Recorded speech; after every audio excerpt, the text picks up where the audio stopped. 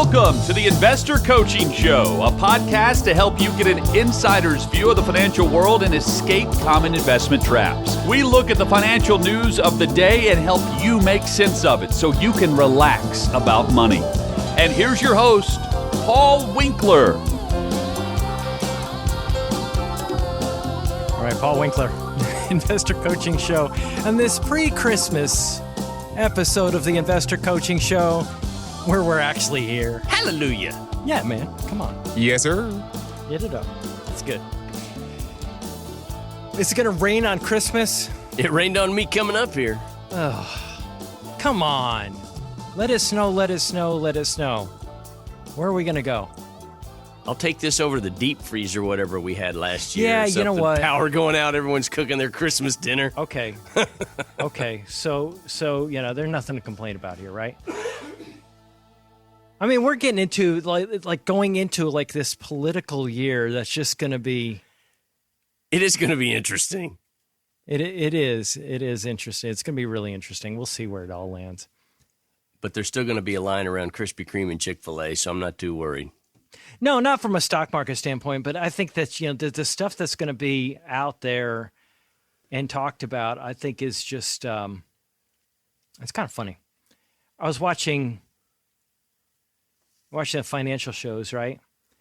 And they have this interview with this guy he's the exiting CEO of a major corporation. Mm-hmm. And you know what I always get a kick out of is CEOs of corporations. And so people will say, Paul, why is it that some of these big CEOs vote the way they do? Yeah. Right? You get that? And, I go, well, the reality of it is that if we look back through history, you have Democrats, you have Republicans, and the stock market goes up under both regimes. Correct. You look at it and you go, well, where did it go up more historically? Which party? I know the answer. Come on, Evan. I know the answer. What is it? Democrat. It did. By like 3 or 4%. But it went up under both. It did. Okay, yes. now Republicans got a real bad rap because they got the Depression in their data, the Great Depression. And, so they, so you look at the periods of time and you just say, was it their fault? Not necessarily. Right. Was it something great that the Democrats did, something bad? No, stock markets, they respond no matter who's in power. Right.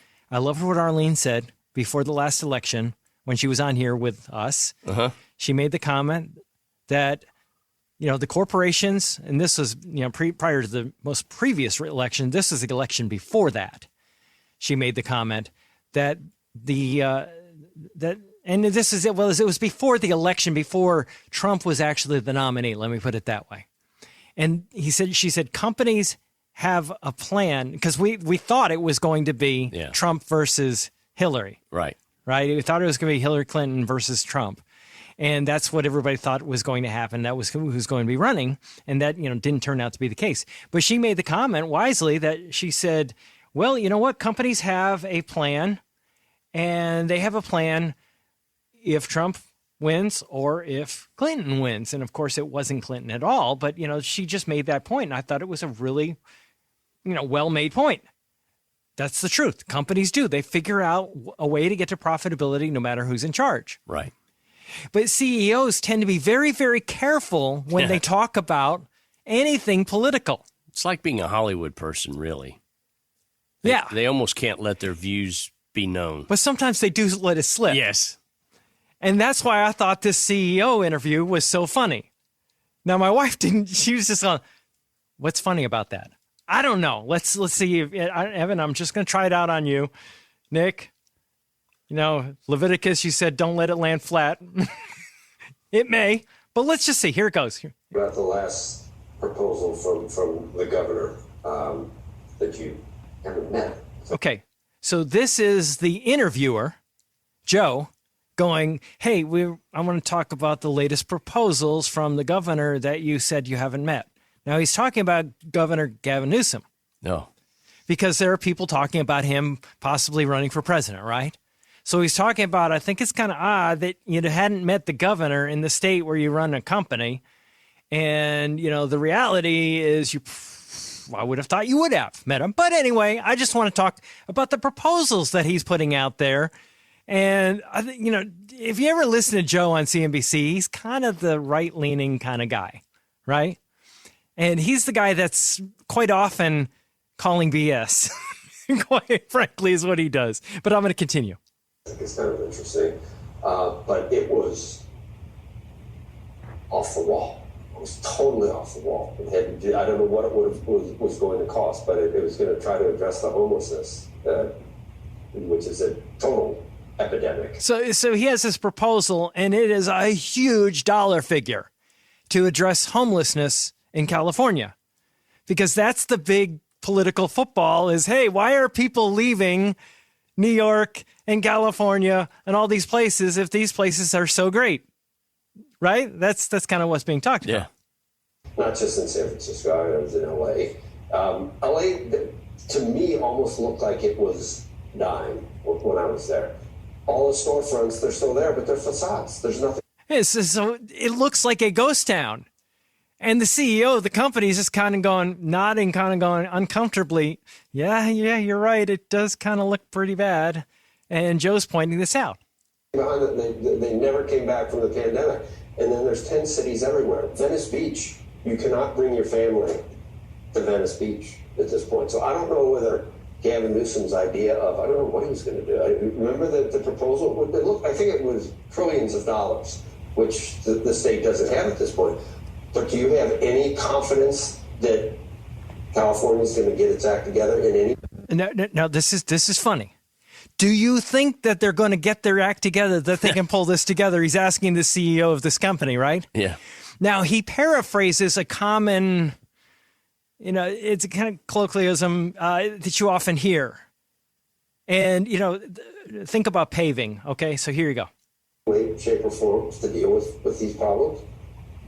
Well, I can only say from my own experiences, but I think that, he seems like a well-intentioned guy. Yeah, where do those paths usually lead? To presidents. No, to hell. Right. I mean, what are those pets? What are those paths? The path to where is paved with good intentions, right? And he goes, where does it usually lead? And he's thinking he's going to get, HE double hockey sticks. Right. Is this what he's going to get? And what does he get? To president. Right. I mean, it's almost comically crazy. Yeah. And, is it the first time that we've had a situation where it's just like, what on earth is going? But what I think is funny is that a CEO of a company is having a hard time saying what he really thinks. Yeah. Because here's the deal. If you run a company, you're going to have to figure out how to make this company profitable. Right. No matter who is president. And you have to walk a fine line. And indeed, that is exactly what we have seen throughout history, is companies somehow, some way. And the reason I bring this up, every time we get into an election year, I have always brought this up. I want you folks to get that do not let politics drive your investing decisions. Democrats get very spooked when Republicans are in power. And Republicans get very spooked when Democrats are in power. Both of them are market timing. If you change the mix of your portfolio based on a prediction or a forecast of the future, that is, by definition, market timing. And it is one of the worst problems that investors have. One of the biggest reasons that investors have such abysmal results. Yeah, as you're going through that, I pulled out an article, our best investment ideas for 2024. There you go. And, really, we could do the entire segment just on the headline of if anything in your strategy is the best for next quarter or the best for 2024. Or based on a prediction. Yeah, it's flawed from the start. Right. And yet, okay, we're coming into a political year, and all of these different people are going to be coming out of the woodwork. And, we see opportunities in both stocks and bonds in the year ahead, fine. And I'm just going to hit some high points, not to say I agree or disagree with these, but a lot of these forecasts you could almost use every year. That's also part of the problem. Equity opportunities. Among the basket of undervalued and unloved assets, smaller capitalization value stocks stand out. And I hope they're right. You could probably say that every year, right? Be great. The broad equity landscape, they're talking about the Magnificent Seven, NVIDIA and all that, Google, Facebook, softening economy, moderate valuations, weakening fundamentals, external shocks. So let's, think about external shocks. Okay, well, how do you plan for an external shock? For an exogenous, I'm thinking we're going to have COVID in 2020, we're going to have conflict in the Middle East in October, and so we're going to, it's, by definition, it's a surprise. Well, exactly. And, you talk about exogenous shocks and you go, you look at some crazy people taking an airplane into a building, or you take a look at some kind of like a disease coming in, or you look at all of a sudden we've discovered oil back in the 1970s starting to dry up, and people worried about not being able to get enough of it, the energy that drives the country, or a war, or a whatever.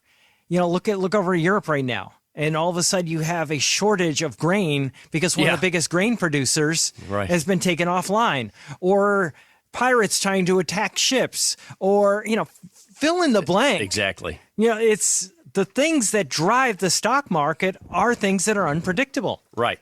And we can't predict people's responses to them either. And even if there's no external shock, we don't know who's going to like hula hoops. We don't know who's going to like pet rocks. We don't know who's going to, like Taylor Swift this year versus Elton John. It's just, thinking about the phenomenon, just, departing briefly from the business standpoint with Taylor Swift and that, the popularity and just the enormous crowds that she's been attracting across the world. And I was relating to that, thinking about funds that have good track records, and listening to satellite radio occasionally. They play the AT40, the top 40 from, 1972 or something. Well, those aren't still the popular artists. Right. They're not the ones on the radio anymore, except on the AT40 countdown from 30 years ago. Your best prediction is that they're not going to be, they're not going to be, look at the Dow companies. You got 30 companies in the Dow, and none of them are original. Not a one of them. Right. GE held out for quite a long time, but none of them are original anymore. And, so you can't predict style. Correct. I mean, who'd have thought bell bottoms would come back? Right. Right. And you can't predict, I was reading something on technology today. I was talking about hydrogen and that, the president could be making a mistake regarding pushing, certain types of energy, and you can't predict what the government's going to do and force companies into. Exactly. We don't know exactly how companies may be able to stand up to some pressure that's being put upon them. Correct. They may come back and fight back, and all of a sudden the government backs down. It's an election year. Right. They may see that it's politically unpopular, whatever they're pushing, and back down, and all of a sudden the sky's open. Yep. You may see inflation data coming back in a different way than you expected, and all of a sudden interest rates go a different direction than you thought they would go. Yeah. You may see all of a sudden, remember when the wall came down, Evan? Remember, Berlin, in Russia? Yeah, exactly. And all of a sudden, all of a sudden you had freedom breaking out everywhere. Yeah. And people cheering, getting excited. It was during Reagan's first term, in the middle of it, that the economy was still terrible. People didn't think he'd make a second term. Then all of a sudden the skies open. It started to look better. So last year, which was the election year, things got better. And all of a sudden, he's back in. 49 out of 50 states. Yeah. Not just better. It wasn't. He ran yeah. the table. It was huge. Right. But go backward 2 years. It wasn't a shoo-in. Right. So you just don't know how things are going to land.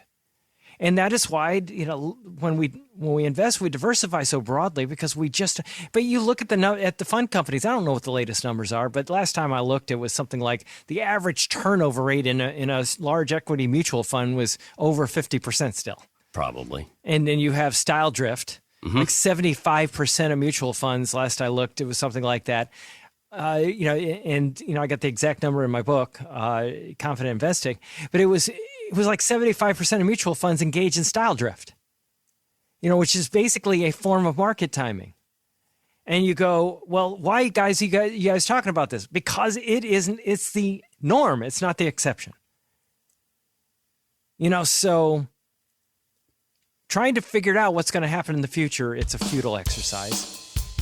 Hey guys, if you want specific advice for your unique situation, schedule a free 15-minute phone chat with one of our trusted advisors by going to paulwinkler.com/call. We don't sell any products, and our advisors don't make any commissions, so this isn't a sales call. We have a coaching process that helps you understand investing and relax about money. Don't put blind trust in anyone with your financial assets. We want to partner with you in the process so you know what you're doing and why. We manage assets on a fee-only basis, which means that when you do well, we do well, which aligns our interests with yours from the start. We also bring you into the financial planning process that gives you a clear plan so you can find the freedom to pursue your purpose. All our advisors are degreed planners too, with years of experience. So schedule a free 15-minute phone call with an advisor by going to paulwinkler.com/call. It's just mind-blowing. I would bet on this diagram there's easily 100 new AI platforms out there, and we've only been talking about it for about 12 months. Right. And you'd be surprised. Mind-blowing. Daily. Oh, I'm sure. I am not exaggerating. Daily, I will use an AI app. Oh, yeah. To get a list of possible things that, or whatever. Whatever I want to find information on, and I'll back check it against something else because I'm like really, really particular. Because I've seen stuff that have been plain inaccurate.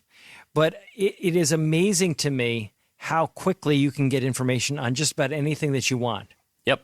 Bam, just like that. Yeah. And I think that the productivity increase, there was a really good article in The Economist, and it was talking about, how you'll often hear in political discussions how the rich are getting richer, the poor are getting poorer, and you're having this huge divide between the haves and the have-nots and so on and so forth, right?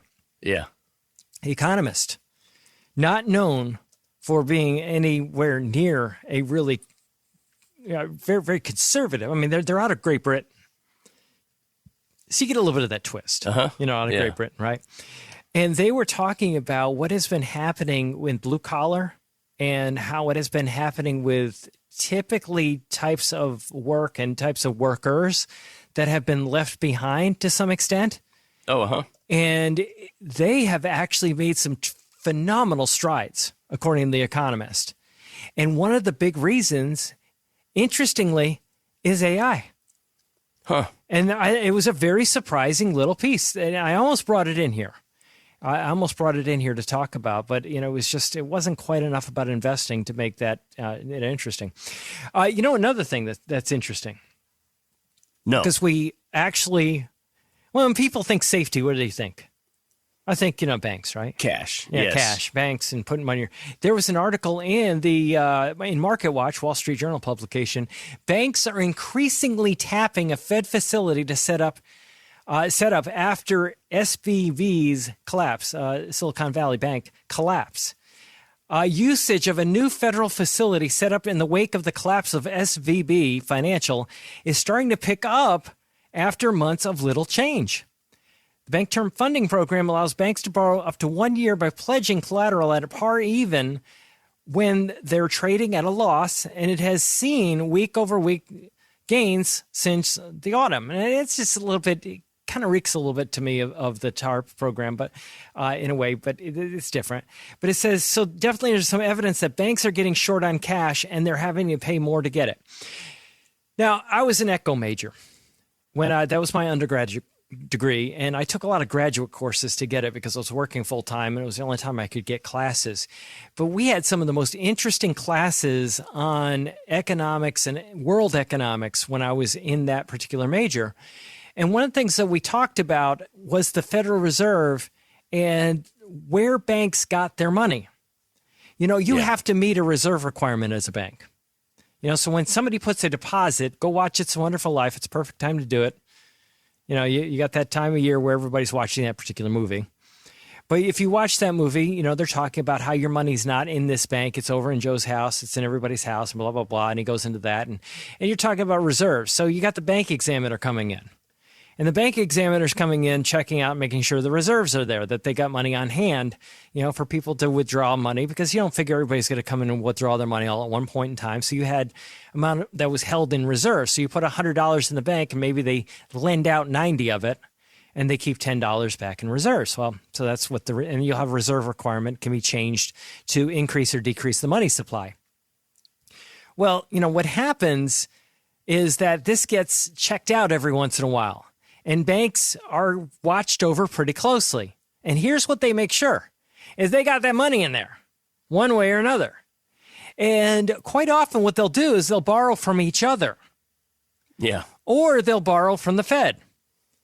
But the Fed is the last place they want to be borrowing from, because it looks bad. The optics are not good when you're borrowing from the Fed. So the banks always, historically, would avoid that. Well, what's happening is the banks are increasingly tapping a Fed facility, and optics, well, be darned. Yeah. Beach going under. Yeah. And, here's the thing to keep in mind. Folks, when I talk about safety, there is no such thing as complete safety no matter where you are. This is why diversification is so important. This is why when I see, when people, they go, I gotta back out. They get scared about, stock markets, bond markets, whatever. And they want to go and stick all their money in cash. And I go, why are you scared? And they'll say, usually it's because the government. And I go, well, who prints the cash that you're going and investing in? It's the government. The government, I'm putting all my money in something printed by the government. And, I'm afraid of the government. Is quite often what you hear people say. But it is just interesting to me that this is kind of behind the scenes, so don't get overly comfortable with cash as a safe investment vehicle. Right. Because banks can have problems. And this is a case in point regarding that. Hey, this is Paul Winkler. Hope you enjoyed today's edition of the Investor Coaching Show. You want to learn more about what we do, go to our website, paulwinkler.com. You can watch some of the videos there, and if you're not already a client, you can set up a free initial consultation.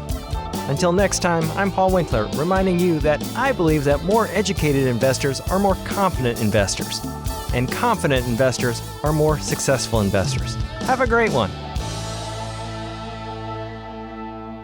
Advisory services offered through Paul Winkler, Inc., an SEC-registered investment advisor. The opinions voiced and information provided in this material are for general informational purposes only and not intended to provide specific advice or recommendations for any individual. To determine what investments are appropriate for you, please consult with a financial advisor. Paul Winkler, Inc. does not provide tax or legal advice. Please consult your tax or legal advisor regarding your particular situation.